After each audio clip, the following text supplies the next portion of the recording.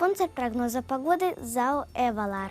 Для бережного очищения печени используйте натуральное средство Ависол от компании «Эвалар». Ависол способствует бережному очищению печени. Только в нем овес молочной спелости усилен травами и куркумой. Ависол – №1 для очищения печени. Произведено «Эвалар». Выгодная цена, высокое качество по стандарту GMP. Какая погода ждет вас утром 4 марта, расскажу вам я, Ева Долженко. В крае будет облачно с прояснениями. Температуры только минусовые. Но ничего, нужно несколько дней подождать до плюса. Теперь расскажу подробнее. -7 утром в Кулунде, Славгороде и Камне-на-Оби.